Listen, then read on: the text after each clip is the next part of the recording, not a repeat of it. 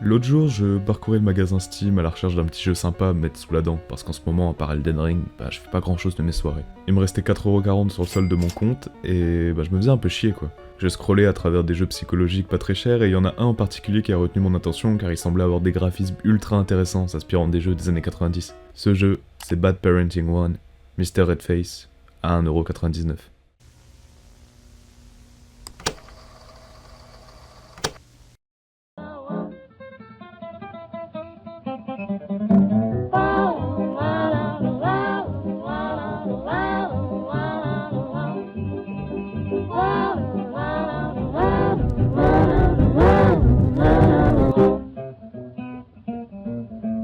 Come back to old Yazoo.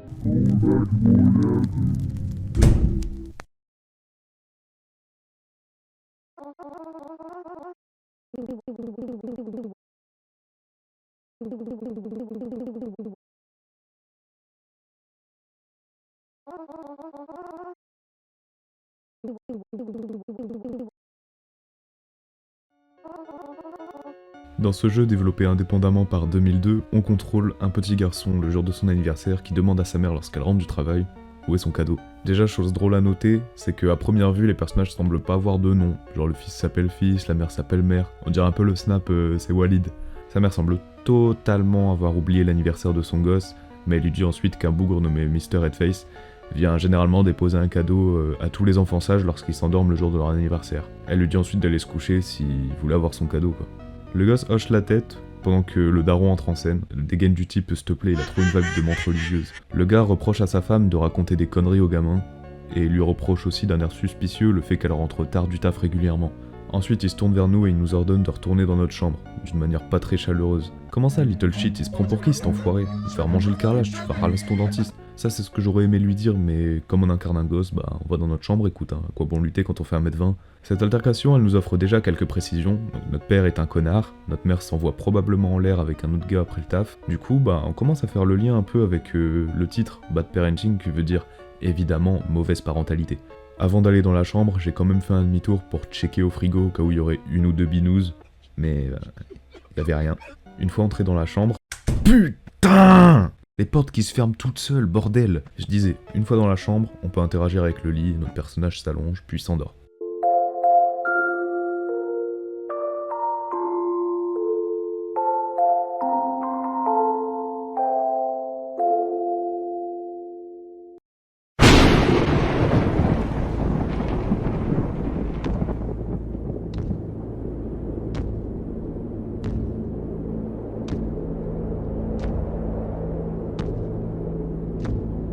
Rentre pas, eh merde!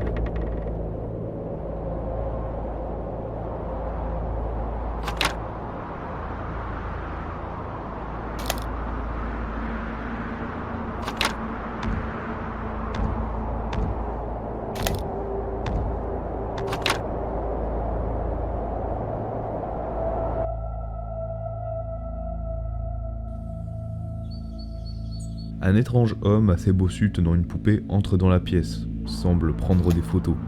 On remarque que son visage est rouge lors des flashs, c'est probablement le fameux Mr. Redface dont parlait notre mère. Il va jusqu'au placard et paf, le jour s'est levé, Mr. Redface a disparu. On se lève du lit et on aperçoit qu'il y a une poupée posée dans un bac devant la porte. On devine que c'est la poupée qui était dans la main de Mr. Redface et donc que c'est le cadeau qu'il nous a fait. On la prend dans nos mains et on se rend compte que la poupée nous ressemble étrangement. La poupée se met à nous parler, il prétend s'appeler Ron et dit qu'il a été créé par une forme de magie. Notre personnage dit alors que la poupée porte le même nom que lui, donc on apprend que le petit garçon qu'on incarne s'appelle Ron. La poupée dit qu'il a été créé par son maître juste pour Ron. Il parle sans doute de Mr. Redface. Ron fait alors une remarque assez intrigante à la poupée, et il lui dit que son cou est décontracté, mou, de traviole quoi, je sais pas c'est quoi la traduction littérale. Et la poupée se justifie en disant que son maître fait parfois des erreurs de conception et que ça varie d'une poupée à l'autre. Enfin bref, il nous dit qu'il va être notre meilleur ami et Ron est content. Écoutez, je pense qu'on a tous rêvé d'un jouet qui parle, donc je le comprends perso. Ron propose à la poupée de jouer à un jeu. D'habitude c'est l'inverse, je suis un peu perdu mais admettons. Et la poupée lui indique que son maître a rangé les jouets dans le placard, ce qui coïncide avec les mouvements de Mr. Redface dans notre chambre pendant la nuit. Il nous demande d'aller chercher les jouets, sauf que le placard semble verrouillé. Du coup, la poupée change d'idée et dit qu'elle a faim. Ron lui dit que elle peut pas manger vu que c'est une poupée, et la poupée lui répond qu'elle ressentira la nourriture que Ron mangera. Et c'est là qu'on se dit que c'est peut-être une sorte de poupée vaudou à l'effigie de Ron. Du coup, on va dans la cuisine, on peut enfin ouvrir le frigo et on aperçoit que y a pas de bière. Bon on va griller le truc que la daronne a préparé.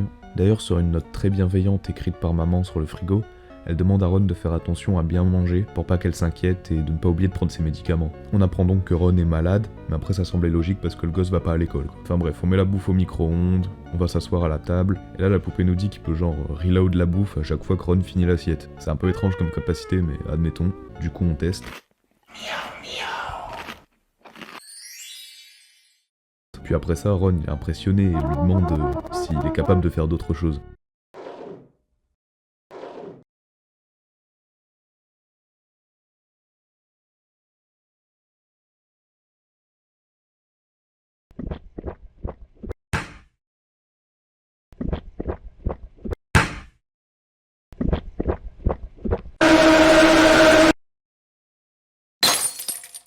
Après ce caca culotte, on se pose plein de questions en fait. Pourquoi il y a fucking Mr. Headface qui vient de spawn devant nos yeux? Est-ce qu'il incarne la poupée? Enfin bref, on lui demande ce qui vient de se passer et il nous répond qu'il sait pas et que c'est à nous de deviner. Brother, fais pas le mec mystérieux comme ça.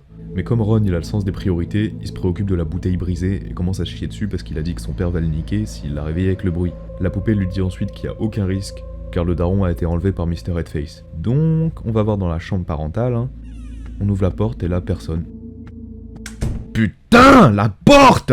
Y a personne dans la chambre, à part la poupée qui s'est épée sur le lit. On lui parle puis il nous explique que notre père a été enlevé par Mr. Headface parce qu'il était un mauvais père et qu'il nous tape dessus, nous crie dessus H24. Ron défend son père, puis supplie à la poupée de l'emmener à l'endroit où son père est détenu. La poupée accepte, un peu difficilement, hein, mais il accepte, et il nous dit qu'il y a un portail dans le placard de notre chambre, sauf que, comme il est verrouillé, il nous dit d'utiliser celui dans le placard des parents. Ce portail mènerait du coup à son père. On ouvre le placard et y a rien. Mais c'est normal, dit la poupée, car il faut poser la radio devant le placard et tourner les fréquences jusqu'à trouver la bonne. Cette manip, elle change les portails apparemment.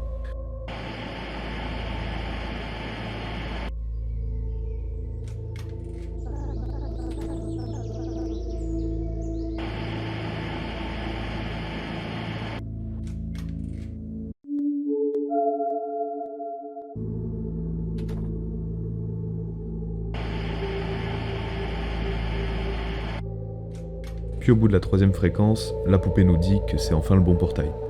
Ok, c'est cool, mais putain, c'était quoi ce truc? C'était l'eye contact le plus désagréable de ma vie. Enfin bref, on entre et on se retrouve dans une forêt dans laquelle il y a un étrange personnage qui s'appelle Cat, parce que c'est un chat, assis derrière une table avec plein de documents dessus. On lui dit qu'on cherche le daron et le chat nous demande de le décrire. Ron dit que son père s'appelle Bruce et le chat lui demande si son père était un bon Bruce ou un mauvais Bruce. Ron insinue que c'était un mauvais Bruce et indique au chat que son père le bat souvent. Le chat semble trouver un résultat et nous dit que la porte est juste derrière nous. Et effectivement, il y a bel et bien une porte qui a spawn. On avance vers la porte, mais on se fait surprendre par un mini jumpscare de 3 enfants qui disent eux aussi chercher leurs parents. Ils proposent à Ron de rester, mais Ron il a pas le temps, il refuse. Pas le temps de niaiser. On passe la porte et là c'est un peu compliqué à décrire. On voit notre daron allongé dans un lit qui gesticule comme un moustique écrasé et répète plein de fois d'arrêter de le punir. Et la pièce dans laquelle il se trouve ressemble étrangement à une prison. À côté de lui sur une table, il y a un papier bleu avec écrit Spell dessus. Je sais pas trop ce que c'est mais on le ramasse, hein, écoute.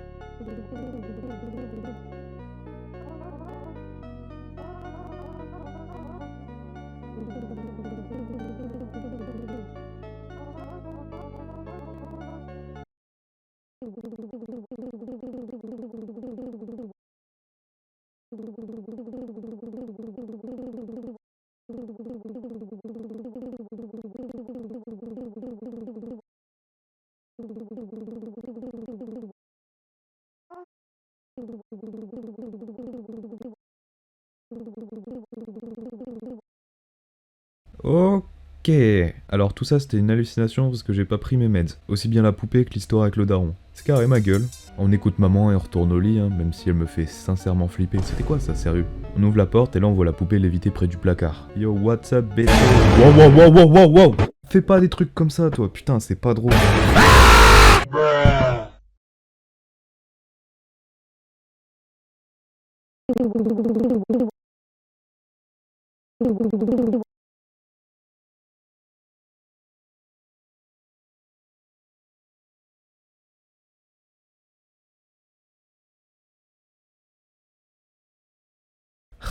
Putain, me regarde pas comme ça, toi. Maman nous demande ce qui s'est passé, on lui répond que c'est à cause de Mr. Redface. Elle nous prend pas trop au sérieux, mais elle nous rassure en disant qu'elle allait prendre congé pour s'occuper de nous le lendemain. Ron est content de la nouvelle et s'endort direct. Mais quand on se réveille, la daronne est partie.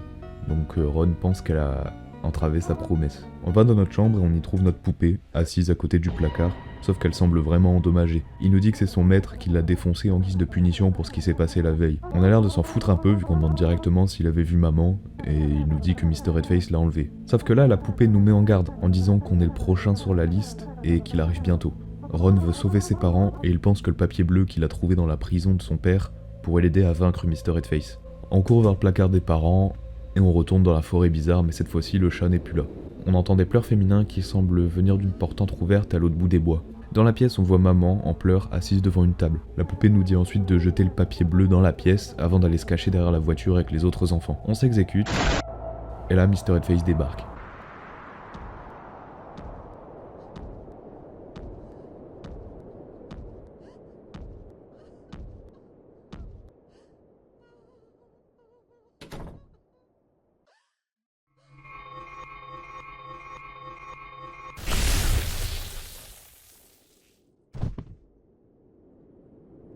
Après un étrange faisceau lumineux vert et le bruit d'un corps qui tombe, on se dit qu'on lui a réglé son compte.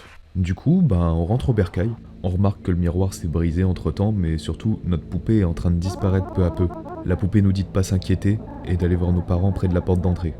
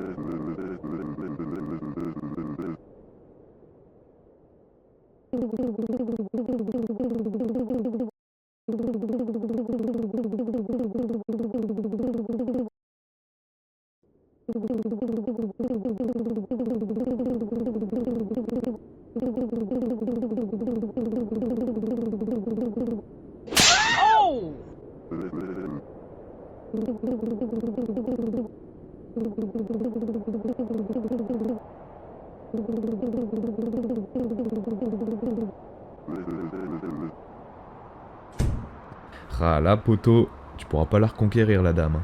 On apprend que notre père est aussi violent avec sa femme, et on apprend aussi qu'on partira avec maman s'il part pas de la maison d'ici le lendemain.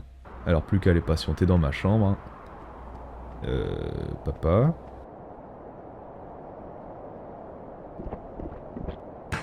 Putain, j'ai une impression de déjà vu.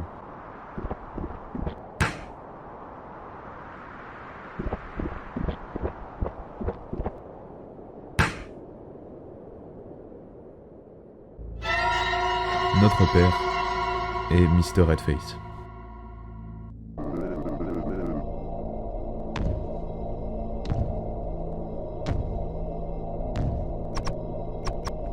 On suit papa et on assiste à ça.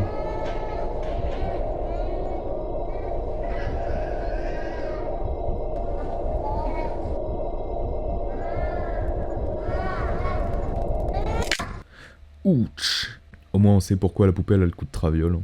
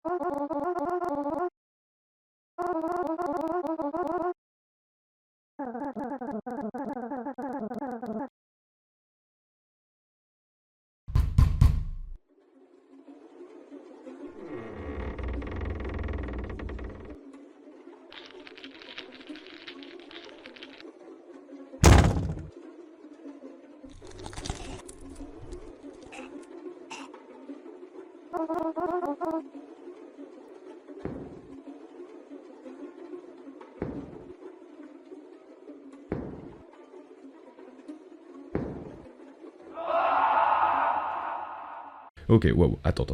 On récapitule. Ron est mort, tué par son père depuis 14 jours lors de la nuit au début du jeu lorsqu'on aperçoit Mr. Headface pour la première fois, et il était dans le déni de sa mort depuis 2 semaines.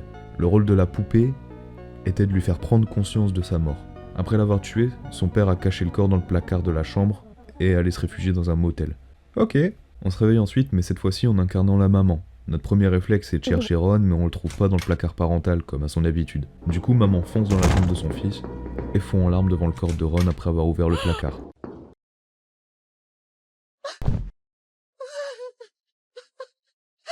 Pendant cette scène, je vous avoue, on n'a pas vraiment envie de rigoler, quoi.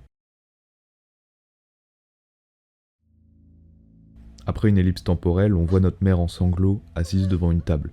On comprend ensuite qu'elle se trouve dans un commissariat, et qu'elle se fait interroger au sujet de la mort de son fils et de la disparition de son mari.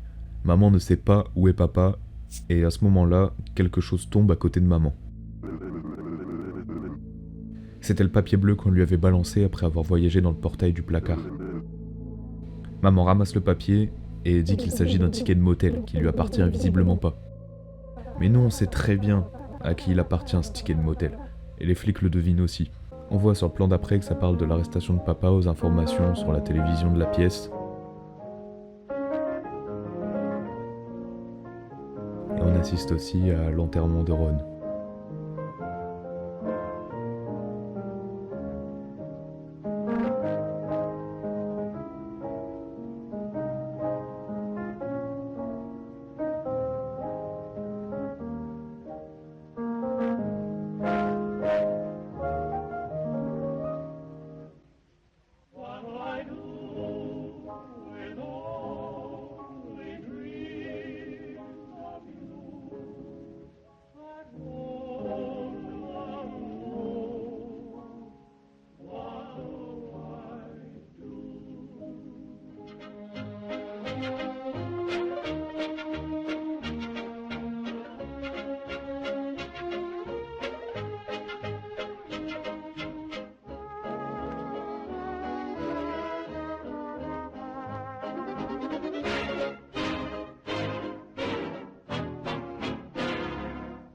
Waouh, j'ai rien compris. Non, en vrai on va faire un effort. En gros, si on reprend tout depuis le début, Ron a été tué par papa, aka Mr. Headface, en référence à la couleur qu'il prend lorsqu'il a trop bu. Après avoir appris que sa femme voulait divorcer, il a bu sa bouteille comme un trou et il s'est empressé d'aller tuer son gosse pour pas que sa femme parte avec. Après ça, il a caché le corps dans le placard de la chambre avant de s'enfuir dans un motel. D'ailleurs, quand on parle à nos parents au début, il y a un moment où le daron nous dit d'aller dans notre chambre et de laisser parler les grandes personnes. C'est donc à ce moment-là que sa femme a annoncé au père qu'elle voulait divorcer, donc Ron était bel et bien vivant au début du jeu avant la première nuit.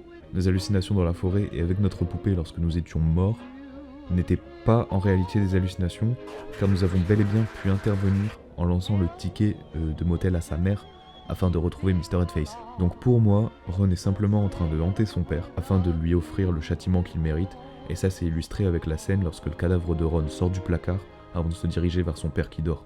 La forêt du coup serait potentiellement une sorte de lobby dans lequel les enfants ayant été victimes d'infanticide peuvent chercher une vengeance contre leurs assassins. D'ailleurs, on remarque dans la séquence finale avec les enfants dans la forêt que chaque gosse semble faire référence à la potentielle manière dont ils ont été assassinés ou le lieu dans lequel ils ont été retrouvés. Donc celui dans le coffre qui a probablement été séquestré à l'intérieur. D'ailleurs, on remarque que ses membres sont tout tordus. Celui du milieu qui est assis dans le feu, et ce qui doit vouloir dire qu'il a été brûlé. Celui à droite a les pieds dans une tombe, ce qui signifie qu'elle aurait potentiellement été enterrée vivante. Et pour finir, Ron dans son placard. Ce lobby a donc permis à l'esprit de Ron de dénoncer son père, ce qui a mené à son arrestation, et donc d'avoir sa vengeance. Ron était dans le déni de sa mort, et la poupée à son effigie était simplement une partie de lui consciente des faits qui essayait de le ramener à la réalité. C'est ce que la poupée à mon avis voulait dire par I am the knowing part of you.